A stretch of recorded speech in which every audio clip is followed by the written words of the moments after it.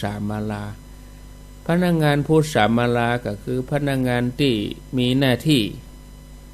มาหวีผมกะตัดผมกะเนาะสระผมกะภูษามาลานี่นะเนี่ยเกี่ยวกับพระเศียรเกี่ยวกับเกศานะก็มอบราชสมบัติแก่พระโอรสพระองค์ก็ทรงไปผนวดบวชเป็นฤาษีอยู่ในสวนอุทยานอัมพวันสวนมะม่วงปั่มเปงปารมีเมื่อละโลกไปแล้วก็ได้ไปสู่พรหมโลกเป็นเบื้องหน้าส่วนเนมิราชก็ครองราชย์แทนพระบิดาพระเจ้าเนมิราชก็เมื่อครองราชย์ก็ยินดีในการฮือทานเป็นชีวิตจิตใจพระองค์โปรดให้สร้างโรงทานถึง5 แห่งที่ประตูเมือง4 แห่ง4 ด้านประตูตั้งด้านตะวันออกตะวันตกตั้งเหนือตั้งใต้แล้วก็ในเมืองแถม1 แห่งพระราชทานทรัพย์ที่จะตั้งโรงทานแห่งละ100,000 กหาปณะบ่เคยขาดทรงบำเพ็ญเบญจศีลสมทานอุโบสถบอกว่าข้างคืนข้างแรมเดือนดับเดือนเพ็งนะแล้วก็จวนคนทั้งหลายบำเพ็ญบุญมีการฮือทานเป็นต้นทรงจีตางสวรรค์ฮักในการทำบุญกัวในการทำบาปกัวที่จะไปเกิดในอบายภูมิคนทั้งหลายก็ปากันตั้งอยู่ในโอวาทของพระเจ้าเนมิราชปากันปั่มเปงปารมีบำเพ็ญบุญกันเต็มที่เมื่อจุติจากอัตภาพนั้นแล้วคำว่าจุติก็คือตายจากอัตภาพความเป็นมนุษย์แล้วแต่ละผู้แต่ละคนก็ได้ไปเกิดบนเทวโลกสวรรค์สมัยนั้นเนี่ยสวรรค์แต่ละชั้นเนี่ยแน่นไปด้วยเทวบุตรเทวดานรกนี่แห้งลึงไปเลยศรัทธาญาติโยมนะโดยเหตุนี้ก็ทำให้ชื่อเสียงของพระเจ้าเนมิราชแผ่ขจรกระจายไปทั่วชมพูทวีปไผได้ยินชื่อของพระองค์ก็เกิดปิติเกิดความปราบปลื้มเนี่ยได้ยินชื่อนี้อย่างมาม่วนหูเป็นสิริมงคลเป็นชื่อของคนที่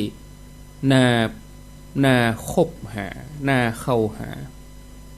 เป็นชื่อของคนที่จวนเปื้อนมนุษย์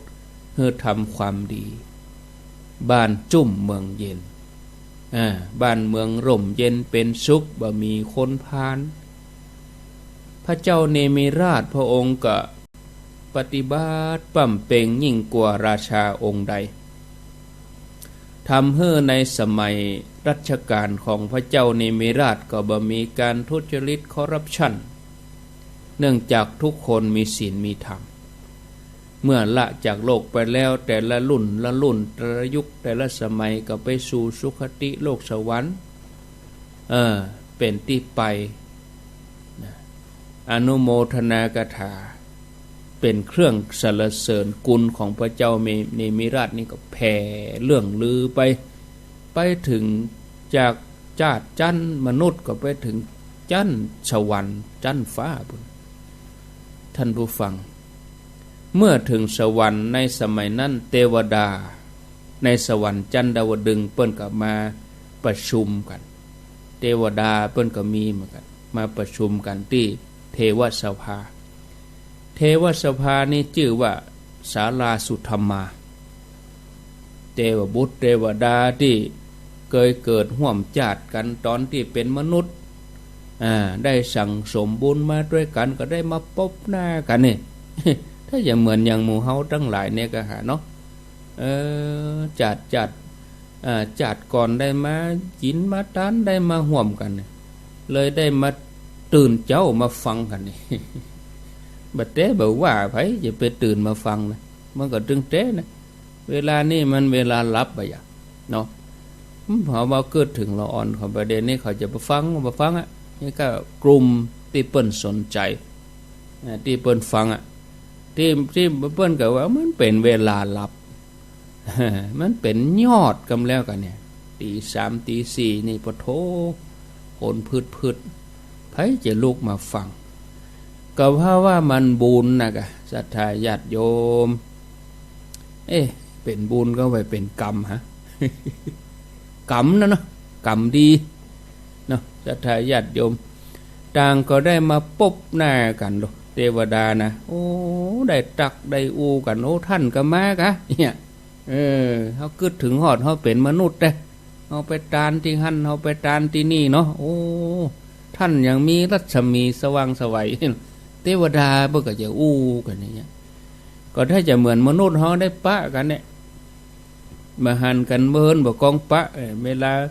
เปิ่นยุดโควิดยุดโควิดแล้วเวลามีกินมีตานปะกันมันม่วนอย่ายิ้มแย้มแจ่มใส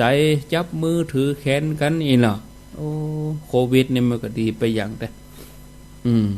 เมื่อเขาห่างกันเมื่อห่างกันแล้วมาปะกันแล้วมันเขาจะรู้สึกว่าการบุญกุศลเนี่ยมันดีอย่างนี้รู้อย่าเทวดาก็ทักทายกันว่าท่านมาแล้วกะพิมานของท่านยังมาสว่างไสวอย่าพระเจ้าเนมิราชก็สอนให้ท่านทำบุญอันอย่างไว้นี่นะเทวดาเปิ้นก็ว่า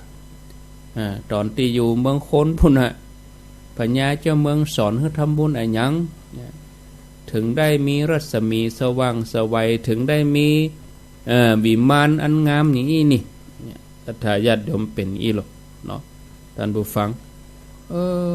เทวดาเปิ้นก็อู้กันรู้นี่แต่จากนั้นเปิ้นก็กล่าวถึงบุพกรรมตัวเองคำว่าบุพกรรมในที่นี้ก็คือชาติที่เป็นมนุษย์ต่างก็เล่าเรื่องอู้ให้กันฟังไปกินไปทานที่ไหนหมู่เฮาก็เหมือนกันเนาะเวลาเฮาเข้าหากันเฮาก็นึกกะเฮาก็ไปกินไปทานที่ไหนแต่ว่าเนี่ยแต่ว่าไปทานที่ไหนแต่ว่าไปทำบุญที่ไหนเอามาเล่าสู่กันฟังปีก่อนปีแล้วปีซื้น5 ปี10 ปีก่อนไปกินไปทานไปทำบุญอะไรอย่างมาให้เนี่ยพอจะนึกได้เทวดานี่ก็เหมือนกันเปิ้นก็มาอู้เล่ากันเนาะอู้จะเล่าสู่กันฟังต่างก็สรรเสริญคุณของพญาเจ้าเมืองคือพระเจ้าเนมิราชบอกว่าโอ้น่าชื่นชมพระเจ้าเนมิราชเนี่ยนำปาหมู่เฮาได้ฮู้จักบุญกุศลหมู่เฮาทั้งหลายที่ได้มาอยู่บนสวรรค์นี่ก็ย้อนเปิ้นอย่าเทวดาอู้อย่างอีดุโอ้ญาติโยมลำพังการบังเกิดขึ้นเพื่อสร้างบารมีของโพธิสัตว์ก็ยังเป็นเหตุให้มนุษย์จำนวนนักได้รับความสุขถึงภพนี้ถึงภพหน้าแล้วก็ในสัมปรายภพก็คงจะเปรียบเหมือนแสงเงินแสงทองที่ส่องจากขอบฟ้าแสงพระอาทิตย์เจิดจ้าแหมสักกรรมหนึ่งนี่นะ6 โมงปลายแสงเงินแสงทองปุ้งออกมาพระอาทิตย์อุทัยเป็นนิมิตหมายว่าจะแจ้งแล้วแสงสว่างไสวกำลังจะบังเกิดขึ้นบนโลกก็ย่าให้มนุษย์เราได้หันภาพที่งดงาม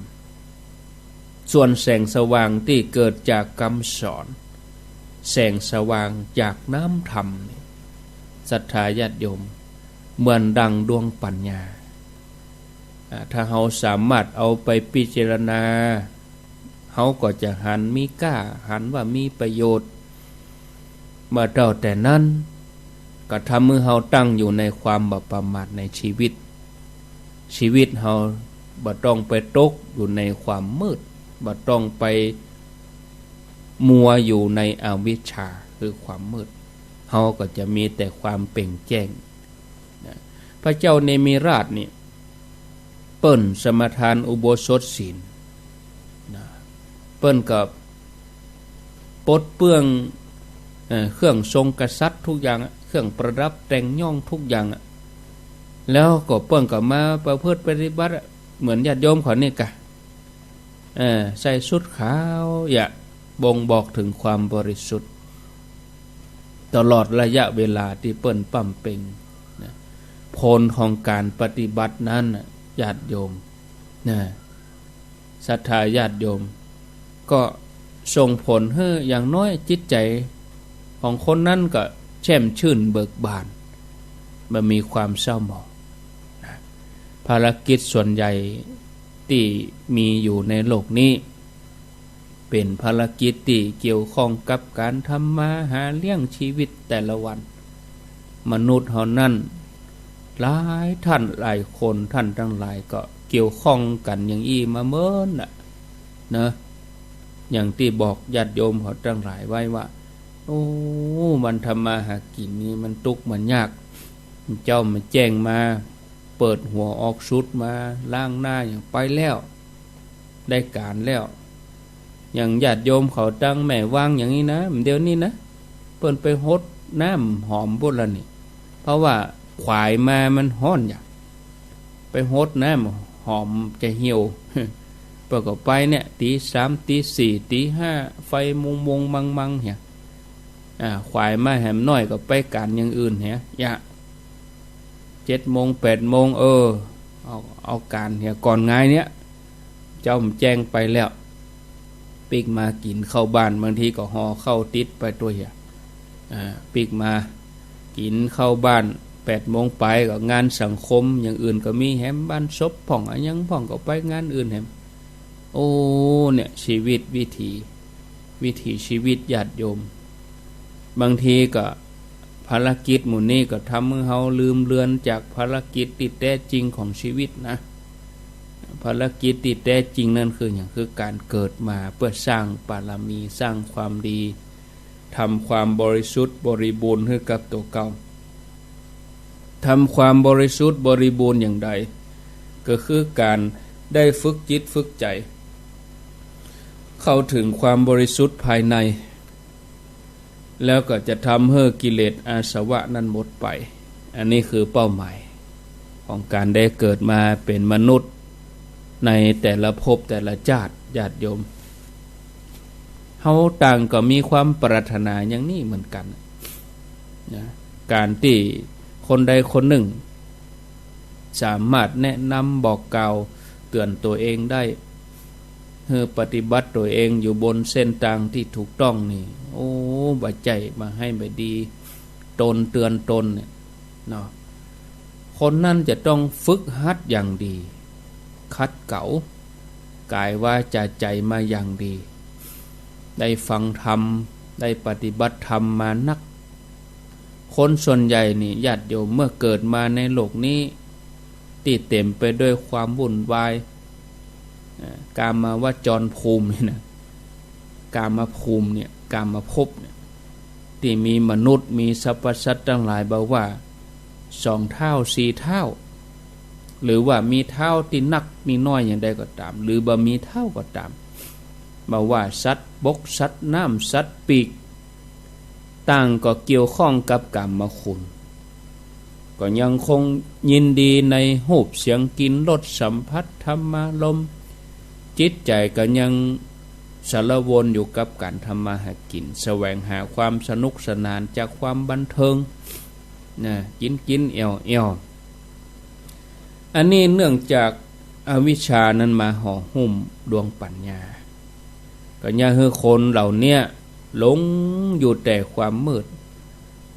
ก็บ่ฮู้ว่าสาระที่แท้ของชีวิตคืออันหยังนะทางออกของชีวิตอยู่ที่ไหนจะเข้าถึงความสุขได้อย่างใดก็บ่ฮู้ในที่สุดมาชีวิตของตัวเองหลังจากที่จากโลกไปแล้วก็ต้องเวียนวนอยู่ในสังสารวัฏนี้ตลอดไปส่วนผู้ที่มาปะมาปบน้ำทำคำสอนอย่างโพธิสัตว์เจ้าทั้งหลายเปิ้นปั่มเป่งปารมีเนาะอย่างเฮาทั้งหลายได้ฮู้ผ่านมาพระพุทธเจ้า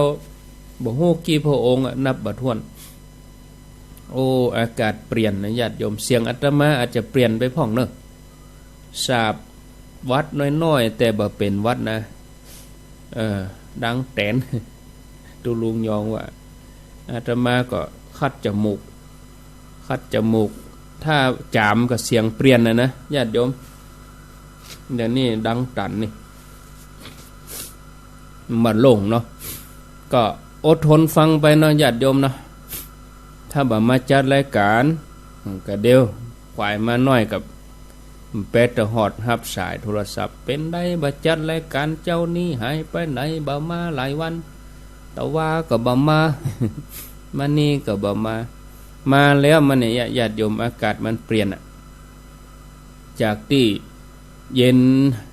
ก็มาเริ่มฮ้อนแล้วก็เย็นเนี่ยมาวันก็เป็นฝุ่นแฮมเนี่ยแต่ว่านี่ก็ไปที่ลีปุ่นก็ฝุ่นเหมือนกันคนนักเหมือนกันก็เดินไปอู้สถานญาติโยมเห็นน้อยฝุ่นเนาะแต่ว่านี่โดนฝุ่นก็ใจผ้าปิดเหมือนกันใจหน้ากากอยู่หน้ากากปิดจมูกปิดอย่างอยู่เหมือนกันเอาไปอยู่ก็ว่ากันไปอู้ไปถึงไหนละคือถ้าเฮาบ่ฮู้เนี่ยญาติโยมเฮาก็จะต้องมีชีวิตเวียนวนอยู่ในสังสารวัฏนี้ส่วนคนที่เปิ้นเข้าใจเปิ้นทลายกำแพงอวิชชาเปิ้นมีดวงปัญญาอย่างโพธิสัตว์เจ้าทั้งหลายเนี่ยเปิ้นได้สร้างบารมีมาบ่ถ้วนนะแล้วก็บ่ประมาทในการดำเนินชีวิตว่าเกิดมาแต่ละภพแต่ละชาติเนี่ยเพื่อที่จะคัดเก่ากิเลสนะบ่ฮือกิเลสนั้นมันได้มีนักเปิ้นปฏิบัติได้นักได้น้อยอย่างใดถ้าว่าเปิ้นพบว่ามีบารมีไหนที่ยังพร่องอยู่เปิ้นก็เสริมเข้าไปศรัทธาญาติโยมเสริมให้มันดีขึ้นไปเพราะฉะนั้นแม้ภพชาติจะกีดขวางจะยะให้ความหันความจำความคิดความหู้ของเปิ้นลืมเลือนขาดหายไปพ่องแต่ด้วยบุญกุศลที่เกิดจากการประพฤติปฏิบัติเฮือการรักษาศีลภาวนามานับพบนับจัดบ่ถ้วนตัวนี้ก็ยังกระตุ้นเตือนเฮือตั้งอยู่ในความประมาทนะศรัทธาญาติโยมกันเดียวจะมาเล่าต่อเนาะเรื่องพระเจ้าเนมิราชนี่อาตมามีเรื่องมาเล่าให้ญาติโยมเขานักก็เดียวเฮามาเล่ากันเป็นตอนเพราะว่าบางสถานีเพิ่นจะมีสปอตต้นชั่วโมงให้ญาติโยมเขาได้ฮู้ว่าอันนี้คลื่นนี้เนออันนี้สถานีนี้เนออย่างก็ประมาณ 3-4 นาทีบางทีเปิ้นก็มีสปอตคันชั่วโมงของเปิ้นตอนนี้เวลา 3:53 นาทีก็ก่อนจะพักเข้าสู่ช่วงที่ 2 4 ถึง 5 นั่นก็จะวางโทรศัพท์เนาะวางสายให้ญาติโยมเขาได้โทรมาแจ้งผลการรับฟังเนาะช่วงนี้ก็แก่งโหไปก่อนถ้า 5 ไปนี่ก็คงจะต้องได้จำกัดตั้งสถานีตั้งที่เปิ้นฮับเป็นจุดไปเพราะว่าก็เข้าใจว่าช่วงเจ้านี้ 3 4 นี่ก็คนคงจะบ่ตื่นมาฟังนักหลายอย่างก็แก่งโหไปก่อนแต่ถ้า 5 นี่ก็ว่ากันไปกรรมละสถานีเอาเนาะไผฟังคลื่นนี้นะก็ถ้า 5 ไปนี่ถ้าเช็คก็คงจะได้สถานีละ2 คนเท่านั้นนะบัดเดี๋ยวนี้แก่งโหไปศูนย์กันไปไผฟังอยู่ก็โทรมาบอกแจ้งผลการรับฟังว่าตื่นมาแล้วเนอะฟังกันอยู่เนอะอีกก็ดีละดีกว่าคนเดียว0998366322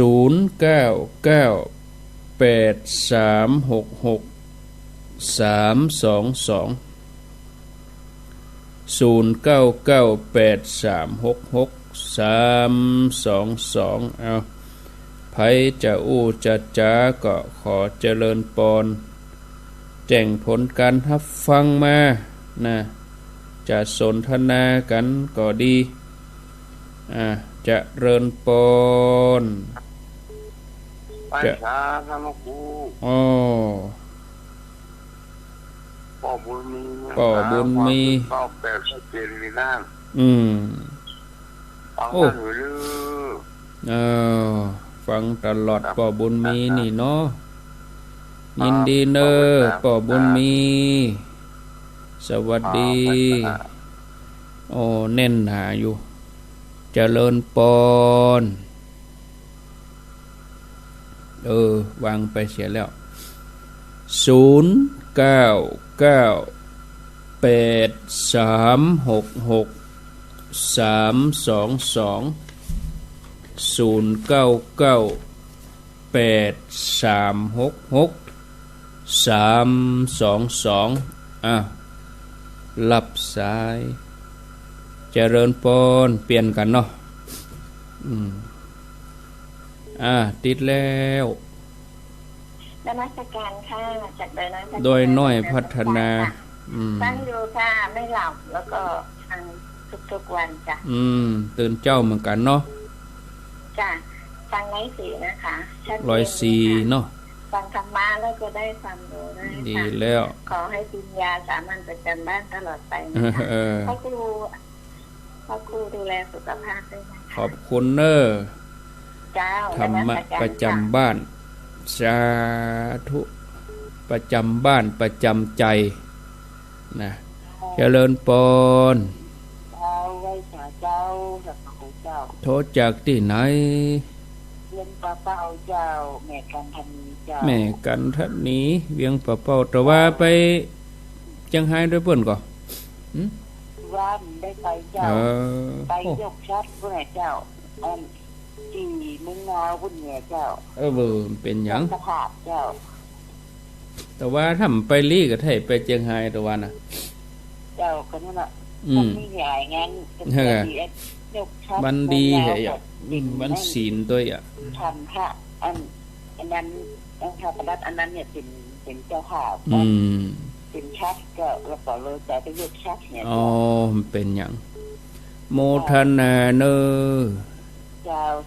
สาธุวปปเวียงป่าเป้าเจริญปอนจากที่ไหนเจริญปอนติดแล้วเนอเจริญปอนดักแซบฟังทางโทรศัพท์นี่เนาะจบข่าวสายใหม่มาเจริญปอนไหว้สาเจ้าโทษจากดังใดจากข่อยใต้จากยาแดงเจ้าป่าข่อยใต้แม่แดงกะโอ้ยปิดไม้มันตันจามไปแล้วลุแล้วเสียงลุแล้วจามเห็นละใกล้บ้านน้องใหม่นะจ๊ะป่าข่อยใต้แม่แดงอนุโมทนาเนอะไปสาเจ้าสาธุถ้าจามแล้วมันลุไปละเสียงนี่เจริญปอนนวัตกรรมนะครับแม่เรนูแม่ตื่นตั้งตี2:02 นาทีแล้วแม่เรนูก่อนเกี่ยวตี 2แล้วก็มาเรื่อยตื่นเจ้าเหมือนกันมันหลับปวดกัน 2-3 ชั่วโมงรับมันก็รับมันดูตื่นเวลาเนี่ยเนาะยินดีขอบคุณเนอะแม่เรนูก้อนแก้วฟัง104อีก2 นาทีเดี๋ยวจะพักไปเติมน้ำอุ่นให้มันกำก่อนอุ่นเครื่องตั้งในก่อนจะเริ่มปอนจ้าท่านพระครูดอนใจประแดกเจ้าดอนใจ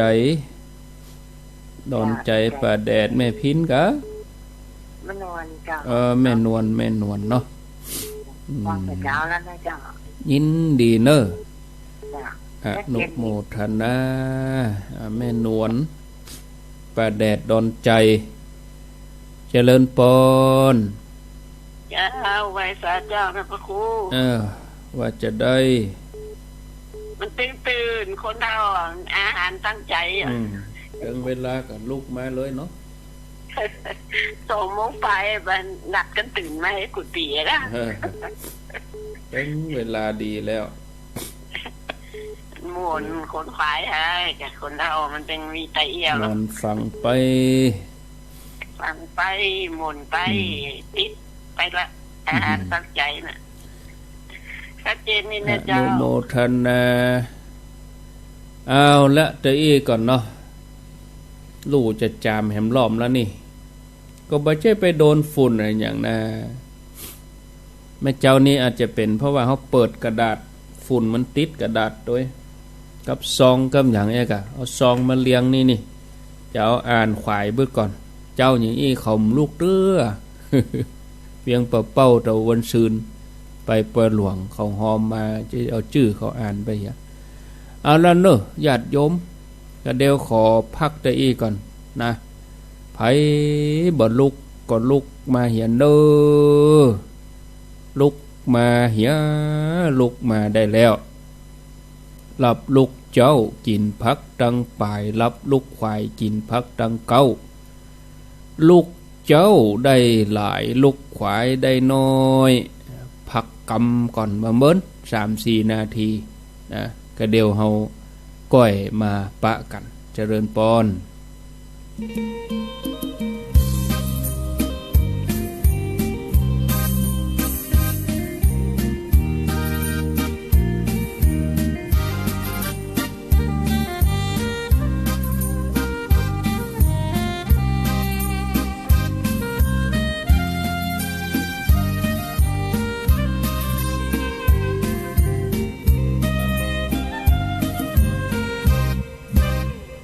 เส้นขอบฟ้าฉาบทาด้วยแสงตะวันเหมือนกับตัวฉันเริ่มมองเห็นแววความหวังแสงแดดทออุ่นส่องใจให้สู้อีกครั้งตราบใดที่ยังมีแรงยืนแข่งปัญหา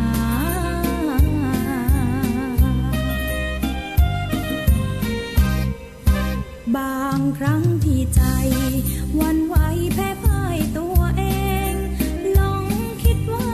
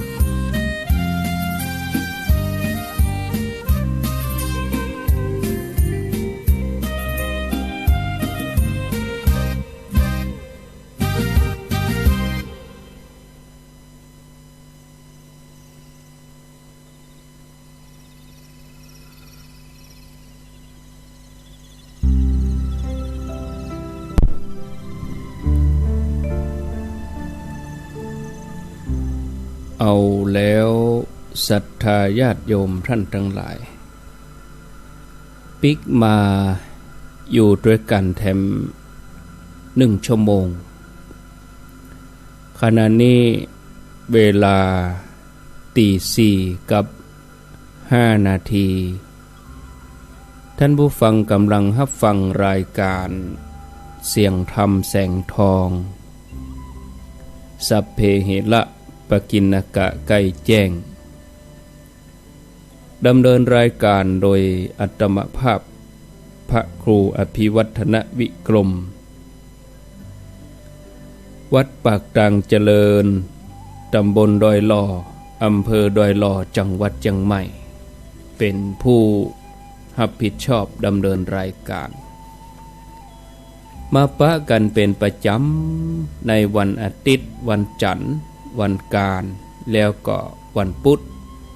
เวลาตั้งแต่3:00เป็นต้นไปวันอื่นๆก็สลับสับเปลี่ยนครูบาอาจารย์รูปอื่นตนอื่นความจริงแล้ววันนี้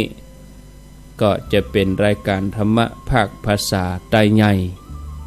โดยตุลุงโอเป็นประจำทุกวันจันทร์แต่เนื่องจากว่าอาตมาภาพก็ติดต่อตุลุงโอบ่ได้เนาะตุลุงโอเพิ่นถ้าจะลืมก็ว่ามีภารกิจอย่างอื่นก็บ่เป็นหยังอาตมาก็จะประคับประคองเวลาถ้าตุลุงโอเปิ้นจัดรายการอาตมาก็ได้พักชั่วโมง5:00ก็ได้มาปะญาติโยมทั้งหลายแถมวันนี้ตุลุงโอเปิ้นบ่ได้เข้ารายการอาตมาก็จะดำเนินรายการประคับประคองเวลาไปจนถึงปุ่น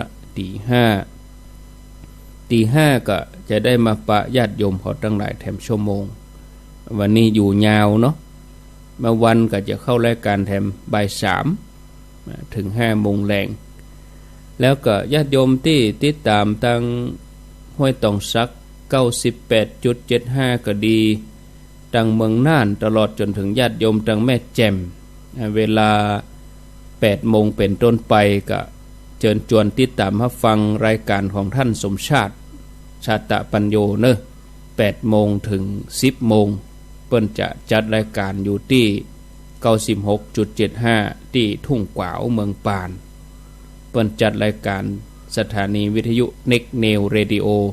96.75 เปิ้นจัดรายการที่ปูนและอาตมาจะนำสัญญาณมาเชื่อมมาออกอากาศตังเพอย่างใดก็ติดตามรับฟังกันเนาะเพราะว่าช่วง 8 โมง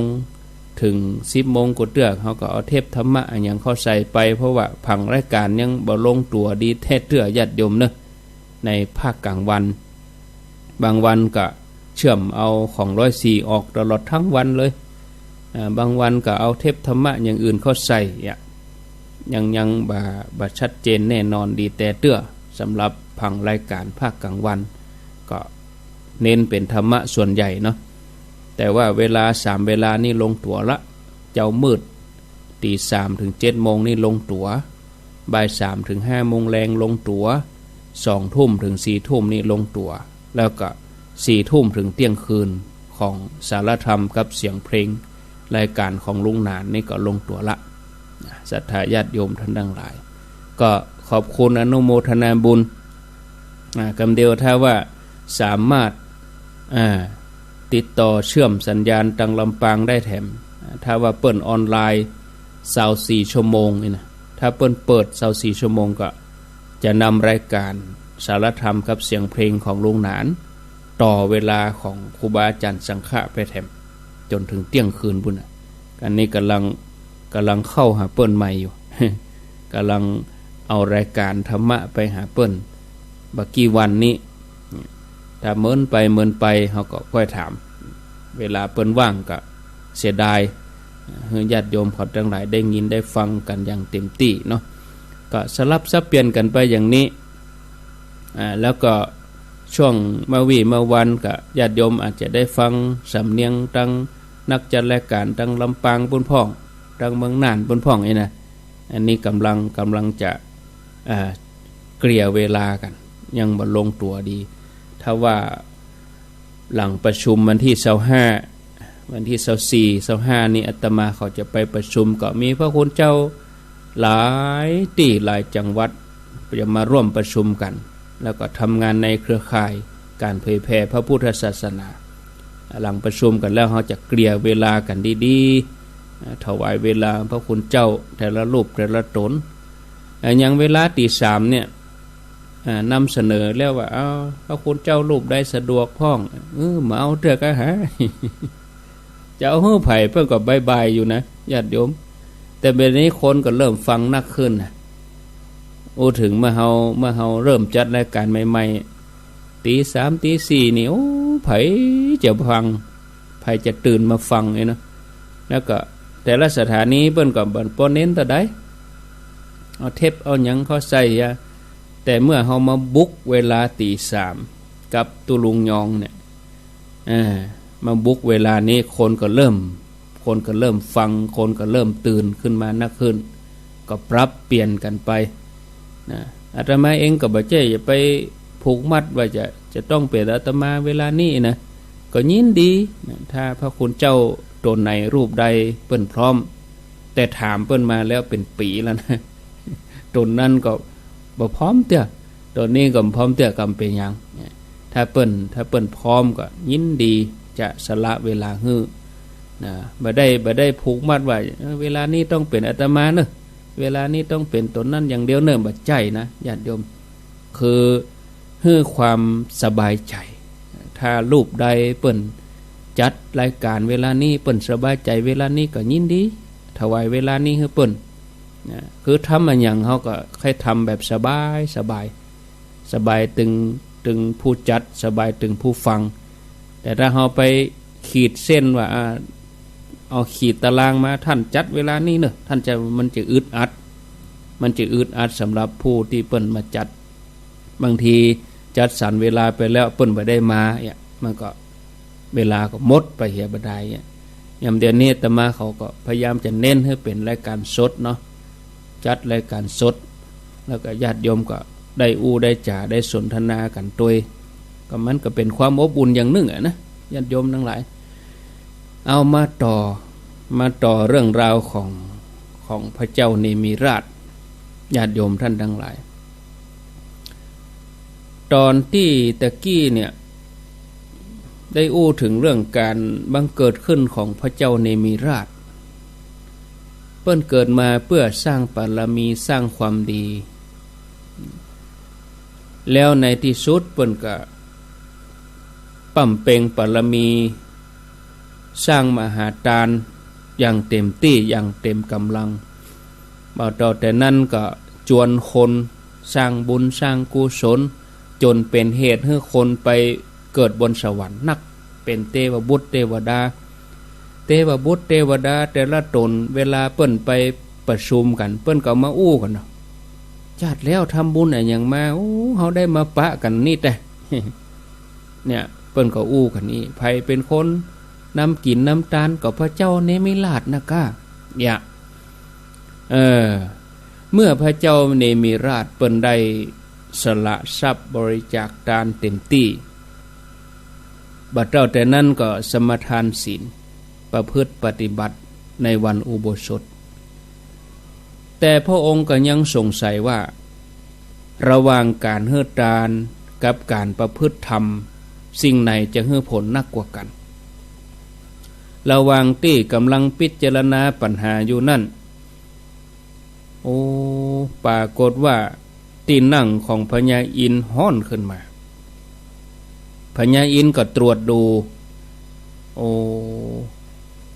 พระเจ้าเนมิราชกำลังปริวิตกถึงปัญหาที่ตั้งขึ้นมาในใจว่าระหว่างฮื้อทานกับการประพฤติธรรมเนี่ย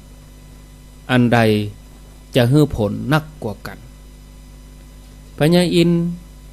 ก็กึศที่จะลงมาเพื่อจะคลายความสงสัยของพระเจ้าเนมิราช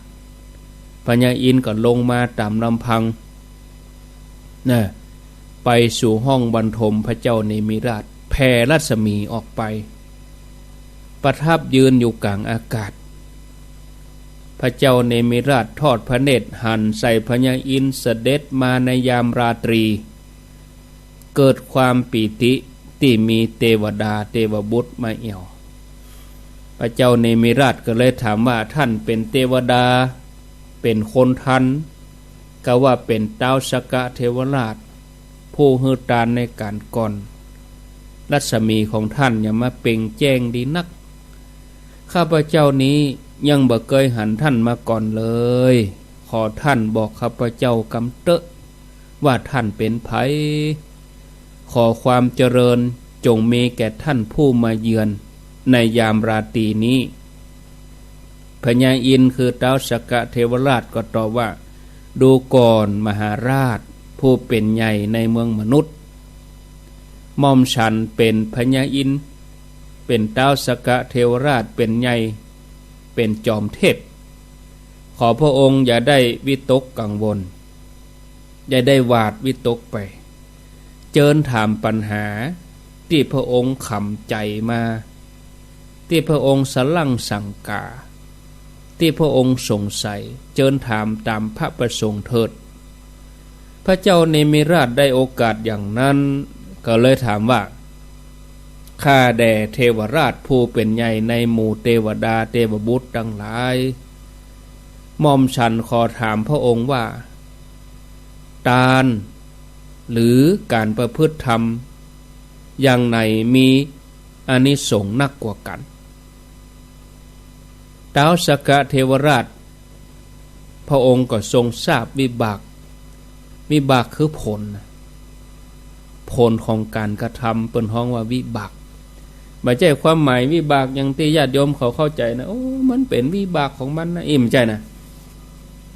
คนละความหมายวิบากนี่คือผลของการกระทำนะพระเจ้าพญาอินทร์เปิ้นก็ทราบวิบากแห่งการประพฤติธรรมพญาอินทร์ก็ตอบว่าบุคคลย่อมบังเกิดในขัตติยตระกูลคือไปเกิดในวงตระกูลกษัตริย์เพราะการประพฤติธรรมประพฤติพรหมจรรย์อย่างต่ำบุคคลได้เป็นเทพเจ้าได้ประพฤติธรรมปานกลางบุคคลย่อมหมดจด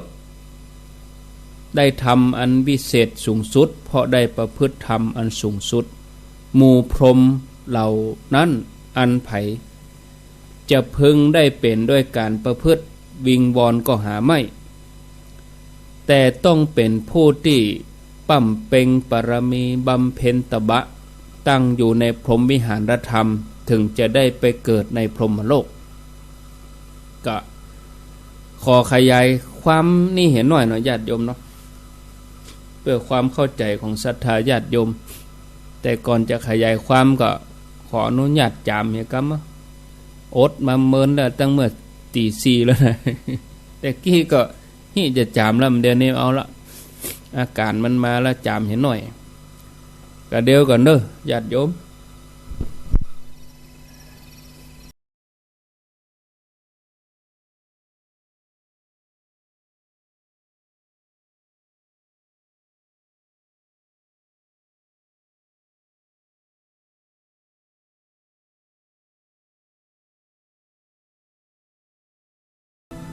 สั่งการตัวสั่งการออกหมดเลยโอ้จันก็ห้องเศร้าเหี่ยข้างคกก็เดือดอดแวดกุฏินี่มันมีน้ำแล้วก็ข้างคกมันมาไข่อยู่นี่ตัวอดตัวน้อยนี่บ่รู้นักขนาดเดี๋ยวนี้ห้องเศร้าเหี่ยแวดกุฏิบวกกับผสมกับเสียงจันคนยองว่าแมงอีจ้าห้องเศร้าควายมาก็ห้องบ่ายมาก็ห้องมันก็เปิงดีนะศรัทธาญาติโยมท่านทั้งหลายเหมือนเขาอยู่ในแพะในป่าเหมือนจะห้องนั่นแหละจันห้องเนี่ยมาขยายความกรรมของพญาอินทร์เพิ่มเติมว่าพญาอินทร์ท่าน อู้ถึงพรหมจรรย์ระดับต่างๆคือการประพฤติธรรมระดับต่างๆส่งผลให้ผู้ปฏิบัติได้รับตำแหน่งหรือว่าไปเกิดในสถานที่ที่แตกต่างกันอันนี้มีความหมายลึกซึ้งเนาะญาติโยมทั้งหลายคำว่าประพฤติธรรมหรือว่าพรหมจรรย์อย่างต่ำหมายถึงก็มอกรักษาศีลนี่รักษาศีล5อีกปฏิบัติสูงขึ้นไปกับศีล8อีกสูงขึ้นไปแหมก็เอาตัวเข้ามาบวชเอาง่ายๆอย่างเฮาได้อุปจารสมาธิทำใจให้เป็นสมาธิจิตใจปลอดโปร่งโล่งเบาบ่มีนิวรณ์ทั้งหลายมาเป็นเครื่องกั้นอันนี้เป็นชื่อว่าการประพฤติธรรมอยู่อย่างกลางอยู่นะคนที่เปิ้นปั่มเป่งถ้าว่าเปิ้นปรารถนาเปิ้นก็ต้องได้ไปเกิดเป็นเทวดาต่อมาเปิ้นฝึกไปเอานักแน่นขึ้นไปแถมจนได้ฌานจันสูงขึ้นมาหน่อยก็ไปเกิดได้ฌานนี้ไปเกิดเป็นพรหมถ้าสูงสุดไปกว่านั้นพ้นจากจันพรหมไปแล้วก็พ้นหลุดออกวงโคจรมาปิกมาแหมแล้วไปนิพพานเลยบ่ต้องเกี่ยวละ31ภูมินิ่มได้มาแล้วพ้นไปเลยหลุดออกไปเลยได้นิพพานไปสำหรับยุคสมัยของเฮาที่มีพระพุทธศาสนาบังเกิดขึ้นญาติโยมเขาก็ประพฤติปฏิบัติกันเนาะรักษาศีลประพฤติปฏิบัติกันไปอย่างน้อยเฮาก็วันศีลวันพระเอกเฮาก็ไหว้พระสวดมนต์เฮียไปวัดไปวาทานศีลภาวนาอย่าละอย่าขาดเฮาก็ปั่มเป่งกันไปอย่างเงี้ยกู้กับการงานตั้งนอกทำไปประพฤติปฏิบัติไปบ่เบียดเบียนภัยตัวเองบ่เดือดร้อนผู้อื่นบ่เดือดร้อนเนี่ยนะอันนี้ก็ปฏิบัติไปศรัทธาญาติโยมท่านทั้งหลายท้าวสกาเทวราชเปิ้นก็ตรัสสรรเสริญว่าดูก่อนมหาราชการประพฤติธรรมมีกุลมีผลนักกวดดานหลายเท่าสุดจะเปรียบได้แล้วเนื่องจากท้าวสกาเทวราชเปิ้นก็หูคติของผู้ที่เคยทำบุญไว้นักว่าไปเกิดที่ไหนพ่องพระองค์ก็เลยตรัสยกตัวอย่างดูก่อนมหาราชพระราชามีนามว่าทุทีปราชณกรุงปารณสีในการก่อนบริจาคทานเป็นจำนวนนักเมื่อเปิ้นละจากโลกสวรรคตแล้วก็ไปเกิดในสวรรค์จากนั้นพระองค์ก็ตรัสเล่ารายละเอียดของพญาเจ้าเมืองแต่ละพระองค์ให้พระเจ้าเนมิราชได้ฟังศรัทธาญาติโยมท่านทั้งหลายเขาก็จะได้ฟังไปพร้อมกันไปเลยนะท่านผู้ฟังญาติโยมความสุขในโลกนี้มีหลายอย่างตั้งแต่มีทรัพย์แล้วได้จ่ายทรัพย์มีบ้านมีรถเนาะมีเครื่องอำนวยความสะดวกมีครอบครัวที่อบอุ่นแล้วก็สิ่งต่างๆแถมมากมายเขาจะอู้โดยย่ออันนี้เป็นความสุขที่อิงอามิตรนะเป็นความสุขที่อิงอามิตรเขาต้องอาศัยคนอื่นอาศัยอย่างอื่นถึงจะทำให้เขามีความสุขตาของเขาถ้าได้หันอย่างงามๆสวยๆดีๆมีความสุขหูได้ยินได้ฟังอย่างที่มันม่วนมีความสุขหูดังหรือว่าจมูกได้กลิ่นอย่างมันหอมดีลิ้นถ้าได้ลิ้มรสอย่างที่ล้ำที่ถูกปากถูกใจกายได้สัมผัสอย่างที่นุ่มนวลก็ได้ชื่อว่ามีความสุขอันนี้ตามภาษาของเจ้าโลกที่เข้าใจท่านผู้ฟังญาติโยม ในภาวะของโลกปัจจุบันนี่เป็นยุคที่มีความเจริญก้าวหน้าทางด้านวัตถุนักคนเฮาก็วัดความสุขกันที่วัตถุวัดความสุขกันกับสิ่งภายนอกอย่าฮื้อบ่ฮู้ว่าความสุขที่แท้ที่บ่ปนด้วยอามิตรที่ฮ้องว่านิรามิตสุข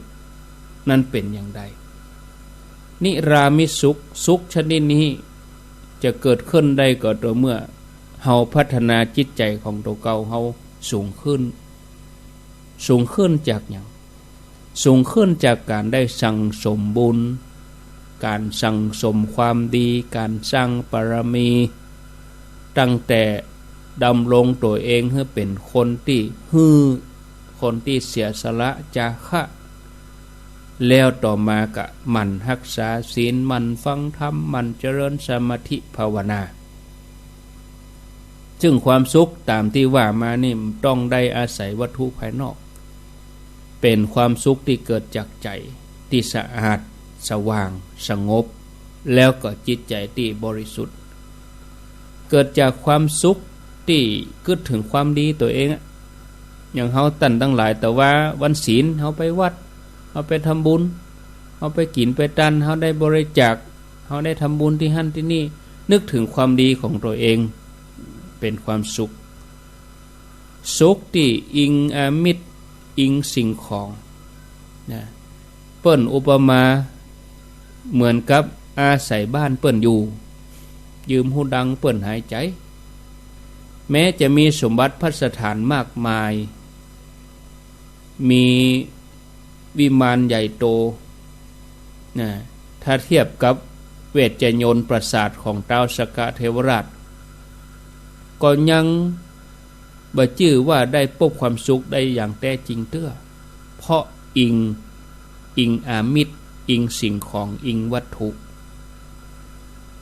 นักปราชญ์ผู้ฮู้ทั้งหลายครูบาอาจารย์เจ้าเปิ้นก็เลยแนะนำพร่ำสอนเฮือเสาะหานิรามิตสุขอย่างเรื่องของพระเจ้าเนมิราชที่ได้อู้ไปตั้งแต่ต้นชั่วโมงตั้งแต่ตี3ตี4มาเนี่ยก็มาอู้ต่อก่อนญาติโยมทั้งหลายเมื่อท้าวสกเทวราชเปิ้นได้อ้างถึงพญาเจ้าเมืองในยุคก่อนๆว่าการแสวงหาความสุขที่บ่ต้องไปอิงอามิตรแต่มีความสุขจากการประพฤติปฏิบัติยังกับมหาฤาษี7 ตน 7 ท่านเปิ้นประพฤติทำจันสูงจนได้ไปเกิดในพรหมโลกฤาษีหมู่นี้ล้วนแต่เป็นผู้ที่ละสมบัติทั้งโลกออกบวชเพื่อพรหมจรรย์ได้เสวยความสุขที่ละเอียดจากฌานสมาบัติจากนั้นพระองค์ก็นำเรื่องอดีตมาเล่าให้พระเจ้าเนมิราชได้ฟังดังต่อไปนี้ ขออภัยณบริเวณป่าหิมพานต์มีแม่น้ำชื่อว่าสีทาอยู่ด้านทิศอุดรเป็นแม่น้ำที่ลึกแล้วก็ข้ามยากนะมีความใสเนาะโอ้แล้วก็พอบริเวณโดยรอบภูมิประเทศนี่โอ้น่ารื่นรมณที่แห่งนั้นมีฤาษีประมาณ 10,000 ตนปั่มเป่งปรมีแต่ละตนก็มีข้อวัดปฏิบัติที่น่าเคารพน่ากราบไหว้ทุกตนมีศีลบริสุทธิ์วันหนึ่งฤาษีตนหนึ่งเหาะเข้าไปที่กรุงปาราณสีเพื่อไปบิณฑบาตปุโรหิตหันใจอาการสงบสำรวมก็เกิดความเลื่อมใสก็ได้เชิญท่านฤาษีเข้าไปนั่งในบ้านท่านปุโรหิตนี่ก็ถวายอาหารข้าวหวานให้ท่านฤาษีได้คบได้ฉันจนอิ่มหนำสำราญทำอยู่อย่างเนี้ย2 วัน 3 วันนะจนเกิดความเกยกันนะเกยเข้าก็เลยถามท่านฤาษีอยู่ที่ไหนเนี่ยอยู่กันนักกอ เมื่อปุโรหิตถามเนี่ยฤาษีก็บอกกะปุ่นอยู่ในป่าหิมพานต์พุ่นอยู่ด้วยกัน10,000 ตนนี่ล่ะแล้วก็ปฏิบัติกันยังไดอยู่กันยังไดก็เล่าให้ฟังเป็นยังเมื่อปุโรหิตรู้ว่าฤาษีมีอานุภาพปั่มเปงสมณธรรมมีนักถึง10,000 ตนก็รู้สึกอัศจรรย์ใจว่ายังมาอยู่ร่วมกันยังมีความสุขนะยิ่งรู้ว่าฤาษีแต่ละตนได้อภิญญาได้สมาบัติสามารถเหาะเหินเดินอากาศได้ใจของปุโรหิตก็ใครไปอยู่ด้วยเปิ้นใครไปบวชเป็นฤาษีอยากจะมีอานุภาพอย่างนั้นพ่องปุโรหิตก็เลยไปลาภรรยาเจ้าเมืองไปลาพระราชาพระราชาก็สงสัยว่าเป็นจะได้ท่านปุโรหิตถึงกึดใครบวชนี่เพราะว่าตำแหน่งหน้าที่ของท่านก็ถือว่าสุดยอดแล้วนะปัจจุบันนี้ก็ได้รับการปูมบำเหน็จได้ตำแหน่งสูงสุดแล้วบ่ปอกะอีน่ะทีนี้ก็ฮู้ความปรารถนาของปุโรหิตว่าอยากจะออกบวชเพราะว่าหันทุกข์หันโทษใครหันประโยชน์จากการปฏิบัติเนกขมะหันว่าการบวชเป็นฤาษีเป็นทางปลอดโปร่งโล่งเพศคฤหัสถ์เป็นทางที่คับแคบเนี่ยก็เลยอยากจะบวชพญาเจ้าเมืองได้ฟังเหตุผลอย่างนั้นก็อนุโมทนากับปุโรหิตท่านปุโรหิตใครบวชก็บ่เป็นหยังก็อนุญาตให้บวชแล้วก็กำชับว่าถ้าได้หู้ธรรมนะถ้าได้หู้ธรรมชั้นสูงหาโอกาสแวะมาเยี่ยมเยียนพ่องเน้อมาบอกมากล่าวพ่องเน้อปุโรหิตก็รับกรรมพญาเจ้าเมืองแล้วก็ถวายบังคมลาพระราชาปิกไปบ้านไปลาลูกเต้าภรรยาจัดแจงสมบัติเป็นยังเก็บขอบเก็บครัวมาเจ้าก็ฤาษีก็ได้ใจอนุภาพกำมือปุโรหิตเหาะไปป่าหิมพานต์บวชวันนั้นเลยบวชได้บ่เมินบ่นานญาติโยมทั้งหลายปุโรหิตได้เป็นฤาษีก็ได้อภิญญาสมาบัติมีฤทธิ์มีอานุภาพเหมือนฤาษีตนอื่นต่อมาท่านฤาษีที่เป็นอดีตปุโรหิตก็นึกถึงกรรมสัญญาที่ฮื้อไว้กับพระราชาก็เลยเหาะเข้าไปในเมืองเพื่อจะไปโปรดพระราชาตามกรรมสัญญาที่ฮื้อไว้พระราชาบอกกองหันใส่ฤาษีปิกมาก็ดีใจปลื้มพระทัยจัดแจงอาหารปราณีตเมื่อรู้ว่าท่านฤาษีอาศัยอยู่กับฤาษีตั้งหลายนับหมื่นตนพระราชาก็มีความปรารถนาจากทำบุญกับฤาษีตึงหมดเลยตึง10,000 ตนนั่นเลยก็เลยขอให้ฤาษีปุโรหิตนี่เป็นธุระช่วยนิมนต์ให้มาที่ในวังกรรมให้พระองค์ได้สั่งสมบุญฤาษีปุโรหิตก็หันความตั้งใจของพระราชาก็ใจอนุภาพของท่านปาพระราชาพร้อมกับอามาตย์ไปรอทำบุญถวายทานกับฤาษีตั้งหลายหมื่นตนที่ฝั่งแม่น้ำสีทาโดยที่ตั้งขบวนค่ายหลวงไว้รอจากนั้นตัวท่านก็เข้าไปนิมนต์เหล่าบรรดาฤาษีตั้งหลายให้มารับบาตรเพื่อจะเป็นเนื้อนาบุญให้กับพระราชาในวันรุ่งขึ้นเหล่าบรรดาฤาษีทั้งหมด10,000 ตนต่างก็พร้อมใจกันเหาะมาที่ฝั่งแม่น้ำสีทาเพื่อจะรับการถวายเลี้ยงจากพระราชาพร้อมกับข้าราชบริพารทั้งหมดเมื่อพระราชาได้ถวายทานก็ยิ่งดีใจปีติเกิดปีติพระทัยที่ได้ทำบุญใหญ่กับฤาษี ก็เลยปวารณาตัวเก่าขอถวายทานกับฤาษีนี่ตลอดชีวิตพญาอินทร์ท้าวสักกะเทวราชเล่าเรื่องนี้จบแล้วก็สรุปว่าดูก่อนมหาราชพระเจ้ากรุงปรณสีในกาลบัดนั้นก็บ่ใจไผอื่น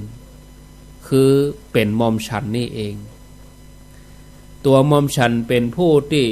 มันปั่มเปงฮือตาลโดยการถวายทานยาวนานถึง10,000 ปีแต่ถึงอย่างนั้นก็บ่สามารถที่จะก้าวล่วงกามภพไปถึงจันทร์พรหมโลกส่วนฤาษีทั้งหลายจึงหมดเมื่อได้ฉันได้บริโภคทานที่หม่อมฉันได้บริจาค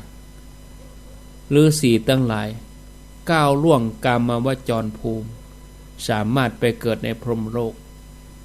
ท่านเหล่านั้นเป็นผู้มีความสุขมีความบริสุทธิ์เหนือกว่าหม่อมฉันมากมายหลายเท่าฉะนั้นการประพฤติธรรมนี่แหละประเสริฐกว่าท้าวสักกะเทวราชก็ประทานโอวาทให้พระเจ้าเนมิราชต่อไปว่าดูก่อนมหาราช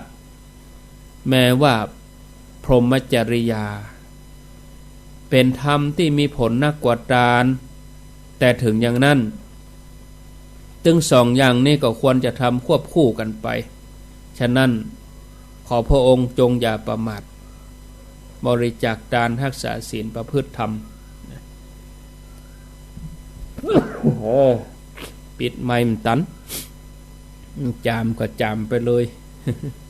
ขออภัยนะญาติโยมนะญาติโยมทั้งหลายเขาจะหันว่านักปราชญ์บัณฑิตทั้งหลายแม้เปิ้นจะสรรเสริญในการประพฤติธรรมอันเป็นเหตุทำให้นิรามิตสุขเกิดแต่เปิ้นก็บ่ได้ละทิ้งในการฮือทาน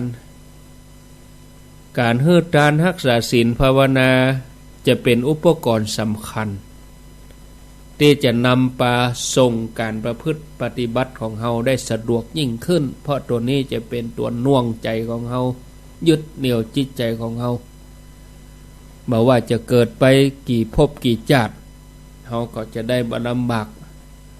บ่ต้องไปมัวเมาเสาะหาแสวงหาอุปกรณ์อะไรอย่างนั้น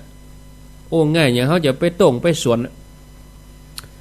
มันมีอุปกรณ์อยู่หั่นแล้วมันของเฮาเอาบ่ต้องไปเสาะยิบยืมไผ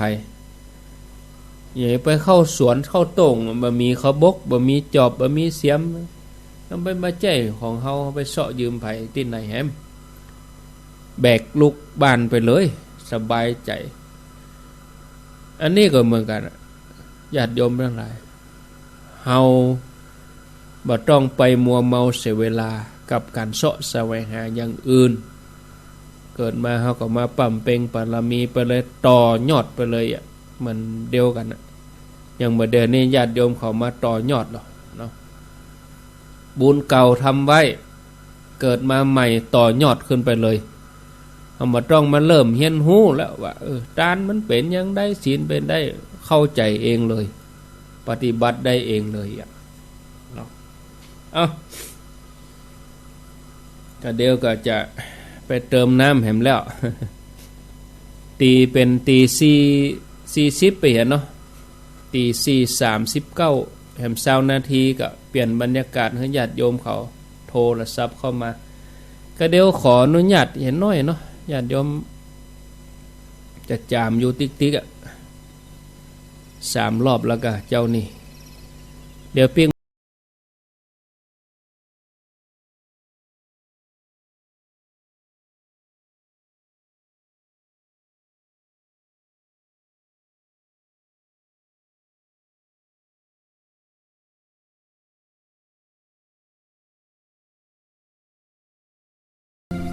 มาแล้ว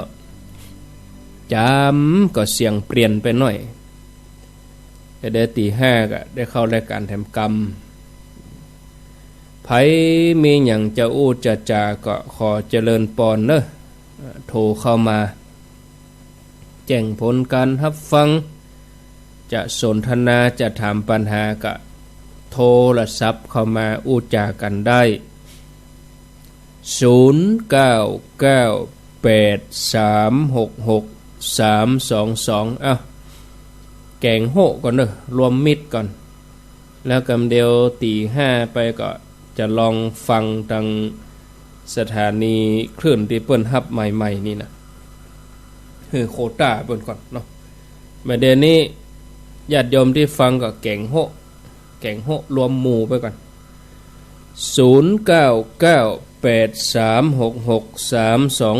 เอาเจริญปอนเจ้าไว้สาเจ้าจากที่ไหนแจ้งหัวลิ้นเลี้ยงฝางเจ้าแจ้งหัวรินเมืองฝางฟังชัดเจนดีกาเจ้าฟังชัดอเจนนุโมทนา0998366322เจริญปอนจากไร่จากเจ้าท่านพระครูโทรจากทางใดหนองบัวสมุทรปราการเจ้าหนองบัวชัยปราการเมืองฝางชัยปราการนี่เหนียวแน่นเนาะอนุโมทนาเจริญปอนเจ้าพระครูพระครูเป็นวัดเนาะมาเป็นวัดแหมมันคัดจมูกบ่ได้มันจะร้อนมาเข้าหน้าร้อนนะลูกอากาศมันเปลี่ยนร้อนเย็นๆแล้วก็เป็นวัดตามเจ้าโทษจากไหนไม่อิ่นอยู่ไม่ทราบเสมอความตลอดเล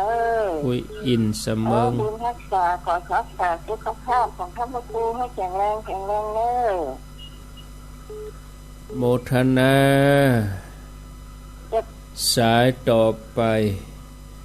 0998366322มันก็บ่เมื่อยบ่ไข้หยังเก่านามันบ่เมื่อยบ่ไข้บ่เจ็บหัวตัวร้อนหยังนะแต่มันคัดจมูกมันจามแน่นี่เจริญปอนครับไว้กราบครับพระครูมาจะได้ป่อน้อยบุญปันต่อยอดจากท่านพระครูนี่ได้กว่าครับต่อเนื่องกันไปเลย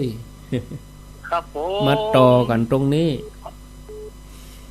ต่อเนื่องกันกันนี่เลยนะใจให้อยู่รักษาสุขภาพบ้างเลยท่านพระครูครับโมทนา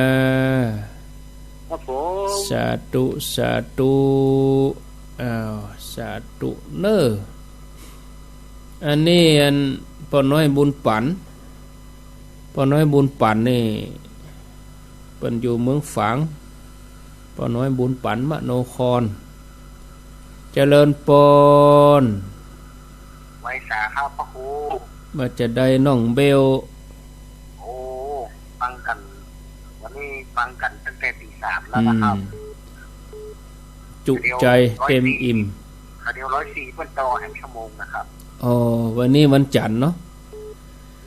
จันทร์ท่านเจ้าคุณสุวรรณเพิ่นการเพิ่นนักนะเจ้าคณะอำเภอภารกิจคือกำลังใจพระครูฟังกันยาวๆเดี๋ยวแล้วเดี๋ยว6 โมงก็จะไปฟังวันทุ่งนะครับขอบคุณเน้อสาธุเจริญปอนวันสาเจ้าโทษจากที่ไหน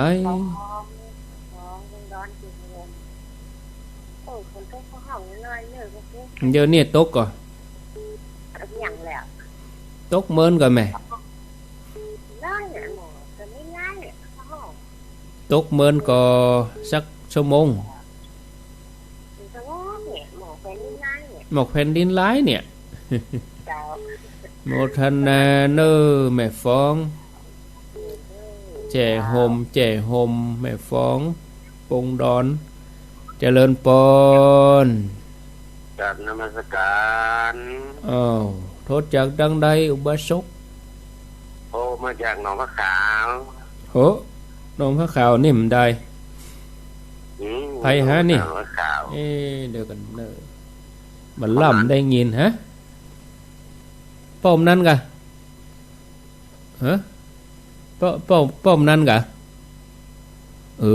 แต่ว่าปิกกี่โมงดักไปนี่ไหนเจริญปอนโหลดักไปวะมาใหม่เนอะ ว่าหนองผ้าขาวอย่าเงียบไปเหรอวะไม่ไหนอ่ะป้ากำนันกะ0998366322เงียบไปเนอะตะกี้เสียดายอินดูมกันกดมาใหม่เนอะญาติโยมมีเวลาแถม15นาทีก็เดี๋ยวก็ฟังกันต่อไว้แถม1ชั่วโมง0998366322อ้าวโทรเข้ามาแจ้งผลการรับฟังอยู่ดีๆก็ดับไปหน้าซื่อโทรศัพท์นี่อย่างใดนี่เดี๋ยวเนอะปิดแล้วเปิดใหม่ญาติโยมโทรอย่างใดก็บ่ติดปิดแล้วเปิดใหม่ก่อนโทรศัพท์มีปัญหาแล้วดับไปคนเดียวอ่ะญาติโยมเต็งโทรเหมือนกันเนี่ยดอกเบอร์ไม่ได้รับสาย0998366322เดี๋ยวจะมาขออันปิดโทรศัพท์แล้วเปิดทำไมก่อนได้ละมันดับสุดตัดกับอันดองผ้าขาวนี่ตะกี้นี่ดับไปคนเดียวมันนี่เจริญพรจากที่ไหนไม่ฟังอยู่โน่นไม่แจ่มเจ้าแม่ขันแก้วเจ้าโทรมาหากันพ่องกาเจ้าแม่แจมไม่ฟังตั้งแต่อันชั่วโมงแรกแบบวันนี้นะลูกเจ้าเหมือนกันแต่เจ้าลูกเจ้าอิ่มเจ็บหัวยังกะแม่มันเป็นยังเนาะสบายมากแม่ขันแก้วยินดีเนอะแม่เนอะจะตูแม่ขันแก้วอยู่แม่แจ่มจังเขิงแม่แจ่มก็วันที่28นี่ไผจะไปกัลยาณิวัฒนาก็รวมตัวกันเนอะจวนกันไปเห็นเนอะต้องอยู่เขตอบตนะถ้าเขตเทศบาลนี่ได้ไปเปิ้นเลือกตั้งกันสทนายกสทนายกเทศมนตรีแล้วก็สมาชิกเทศบาลถ้าเป็นเขตอบตนี่ไปได้อย่างดอยหลอกาน้ำดิบกะขวงเปาเนี่ยเป็นอบตเขตอบตไปได้ถ้าเป็นเขตเทศบาลนี่ไปไม่ได้เพราะเปิดเลือกตั้งกันเนาะจะไปงานประเพณีวัดจันทร์กัลยาณิวัฒนาวันที่28ปลายเดือนนี้นะ0998366322เจริญพรฟังทางโทรศัพท์นี่เนอะปิดวิทยุเหกรรมโทษจากที่ไหนจากอันบันทิวหมู่หนึ่งเมืองปานเจ้าอำเภอเมืองปานเนาะฟังสถานแม่ก็แม่ขันคำแต่กี้ขันแก้วใบเดียวไปขันคำได้บ้านหมู่หนึ่งเขาพยายามเขาเสมอนะมันมาติดไก่สถานีก็บ้านแม่ไก่บ้านจงก็ไก่ยังอันไก่กับก็จะสอนกับเนี่ยกะสอนกับอันบ้านหมู่หนึ่งไงตอนบ้านหลวงพ่อสมชาติกะเดี๋ยวนี้อยู่บ้านท่านสมชาติท่านกะบ้านเนี่ยหมู่หนึ่งบ้านติ้วหมู่หนึ่งบ้านติ้วว่าอันไก่จากบ้านจงก็บ้านนี่แม่บ้านติ้วเนี่ยไก่จากบ้านจงก็ไก่อะแม่ไก่เก่าหล่องมาลูกมันออกจากอำเภอมามันจะมาถึงมันติ้วกันไงฟังถึงวันเนาะแต่เดี๋ยวก็ฟังต่อกันไปแถมนะนึกโมทนาได้สาเจ้าสาธุบ้านติ้วเมืองปานเจริญพรโทษจากที่ไหนบ้านเดียวบ้านแม่ตาไหนเจ้าไปฟ้องคุณว่าฝนตกทั้งบ้านไม่ที่มันตกเจ้าก็อำเภอเดียวกันน่ะย่ำตกฮะลายตากันได้ว่ะนึ่งเข้าซุกเกิงมาซุกเกิงแม่ตาไหน กำลังใจเลย อยู่ดีมีสุขเจริญพรมาจากเจ้าท่านพระครูโทษจากที่ไหนแม่พินเจ้าแม่พินป่าแดดแม่พินป่าแดดเนาะชัดแจ๋วดีก็หาชัดเจนดีนะเจ้าอนุโมทนาเหลือแฮม10 นาทีญาติโยมถ้าช่วงตี 5นี่จะปั่นตาเฮือตังเวียงป่าเป้ากับลำปางเนาะต่างอันที่เปิ้นฟัง 3-4 คลื่นใหม่ๆนี่นะก็เดี๋ยวก้อยไปจัดสรรปันเวลากันไปแต่ช่วงนี้ญาติโยมเขาฟังคลื่นไหนก็ได้แก่งโหไปก่อน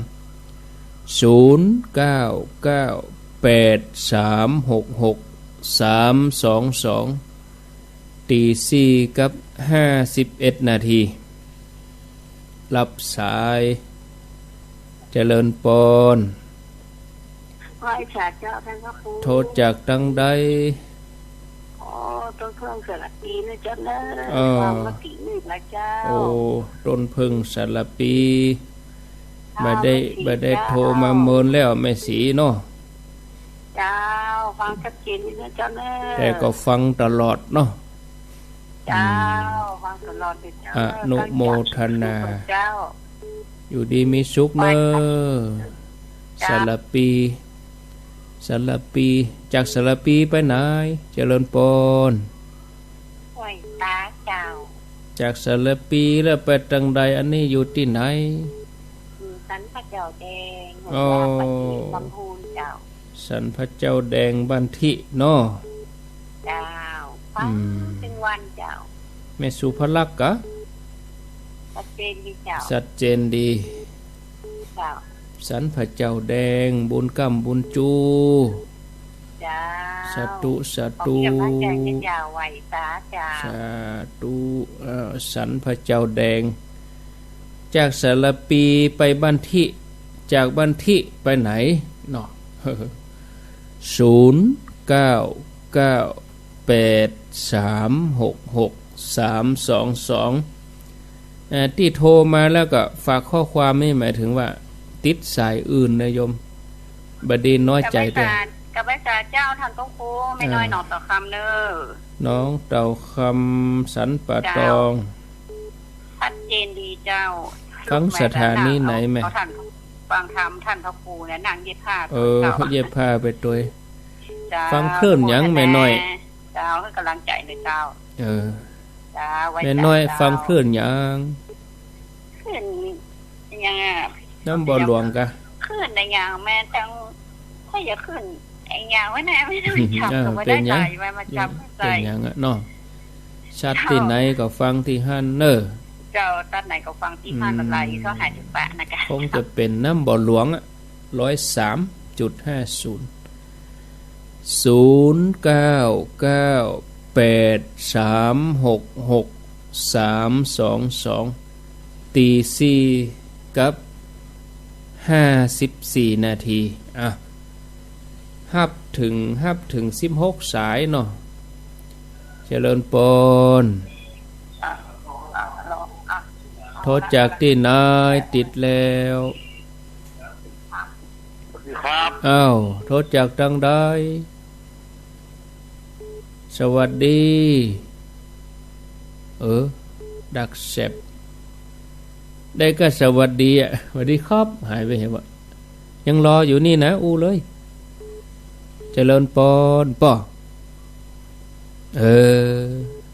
เช็คโทรศัพท์แห่งกำเนอโทรติดระดับไปเอามาใหม่เจริญปนมัสการเจ้าจากบ้านท้าไหลสายอำเภอแม่ทาลำพูนเจ้าอำเภอแม่ทาแต่ว่ากับปะคนแม่ทานะเจ้าเพิ่นไปอันลีแต่ว่าท้าลายสายเจ้าชื่อแม่ตาเจ้าชื่อว่าแม่ตาอีเนาะเจ้าฟังกันทุกวันเนาะแม่เนาะฟังทุกวันมาตัวปฏิทินเป็น5 รอบเปลี่ยนพยายามเนาะยินดีเนอะสาธุสายสุดท้ายเจริญปน เล่นโฟนได้แล้วมาได้แล้วปอโทรจากที่ไหนโหลติได้ยินแล้วเจริญปอนโทรศัพท์เพ่ฟังกับโทรศัพท์เพ่นี่จะยุ่งแล้วนะฟังดังโทรศัพท์นี่เนอะใจกะแม่นนะกะแม่นน่ะกับโทรศัพท์หมดไปนั่นเปิ้นเมาฟังวิทยุเนาะเวลาโยมเขาโทรเนี่ยจะไปใส่ใจวิทยุเพราะว่าสัญญาณมันน่วงกันมันน่วงก็คือมันจะจ้ากันไปมันเลื่อมกันไปมันจะงงมันแบบเป็นปัจจุบันเฮาโทรศัพท์เฮาต้องกับโทรศัพท์ฟังเสียงโทรศัพท์แล้วก็ปิดวิทยุก่อนก็มาอันนี้กันฮู้เรื่องเนาะเป็นหยังก็เดี๋ยวเร่งโทรมาแหมรอบเน้อช่วงแรกก็มีป้อบุญมีเมืองกลางสายที่2ก็ดอยน้อยพัฒนาสายที่3ก็เวียงป่าเป้าแม่กันธนีสายที่4ป่าคอยใต้แม่แดงสายที่5แม่เรนูก้อนแก้วสายที่6ดอนใจประแดดแม่นวลสายที่7แม่จันเดินใสช่วงแรกนะแล้วช่วงล่าสุดตะกี้ก็1แจงหัวลินเมืองฝาง2หนองบัวชัยประการ3อุ้ยอินอยู่เสมิง4ปอน้อยบุญปั่นเมืองฝาง5น้องเบล6แม่ฟองปงดอนแจ้ห่ม7หนองผ้าขาวให้เป็นป้อกำนันเนาะหนองผ้าขาวสายที่8แม่ขันแก้วแจ้ห่มสายที่9ปัดติ้วบ้านติ้วเมืองปานชื่อแม่ขันคำสายที่10ก็แจ้ห่มเหมือนกันแม่ตาแม่ตาในสายที่11แม่พินอยู่ประแดดดอนใจสายที่12ต้นเพิงสระปีแม่สีต้นเพิงสายที่13บ้านที่สันพระเจ้าแดงแม่สุภลักษณ์สายที่14หนองเตาคำแม่น้อยหนองเตาคำสันปะตองสายที่15อันนี้อยู่บ้านทาหลายสายอำเภอแม่ทาพอเวลาแล้วก็อาตมาจะพักสักกรรมเนาะฟังรายนี้เพื่อไหนเด้อเนอะก็ได้จะห้องลูกแล้วนะลวดลุกตื่นพร้อมกันครับตั้งเวียงเป่าเป้าตั้งแม่สวยตั้งเมืองลี่หลายๆแห่งสถานีเนาะสำหรับช่วงนี้9สถานีก็ขอโอกาสได้พักตัวอีก่อนเนาะขอบคุณ FM 104.50 วัดฝ่ายหินในเมืองเชียงใหม่เมืองฝาง 100.25 พระบาทอุดม 103.50 แดนดินทินล้านนาหงงัวน้ำบ่อหลวงแล้วก็ห้วยตองซัก 98.75 มนเสียงธรรมแม่แจ่ม 106.25 เน็กเนลเรดิโอ 96.75 บ้านจงของปีนันเสมอำเภอเมืองปานแล้วก็วิทยุชุมชนคนเหนือเขื่อน 90.75 สถานีวิทยุเพื่อการศึกษาพัฒนาอาชีพ R Radio Network 103.0 551 หมู่ 1 ตำบลพระบาทอำเภอเมืองจังหวัดลำปางแล้วก็สถานีที่9ช่วงนี้ R Radio Network 99.50 วิทยาลัยเทคโนโลยีและการจัดการการไฟฟ้าแม่เมาะจังหวัดลำปาง393 หมู่ 11 ตำบลแม่เมาะอำเภอแม่เมาะจังหวัดลำปางอดใจรอสักกรรมตี 5ไปปะกันแถมกรรมช่วงที่2ปะกับเจ้าหมูเพิ่มขึ้นมาแถมขออนุโมทนาพักสักกรรมก่อนเนอะเจริญปอน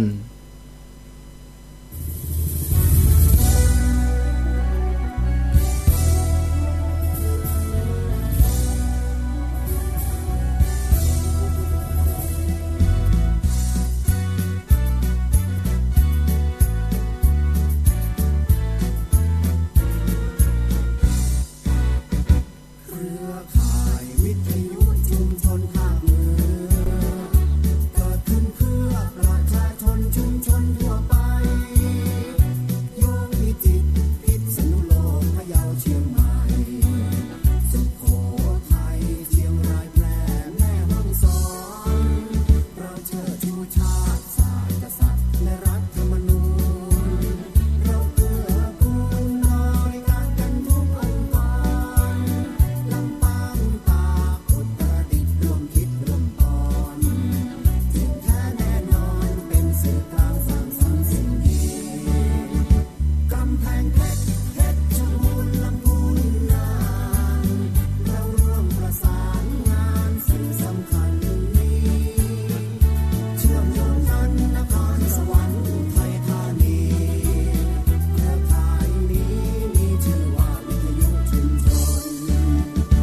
ชนทั่วแคว้นแดนไทยนี้มีเสรีสิทธิ์แสดงความคิดเสนอแนะและเหตุผลสื่อถึงกันเข้าใจกันทุกบ้านตำบลวิทยุชุมชนโดยประชาชนเพื่อชุมชนของไทย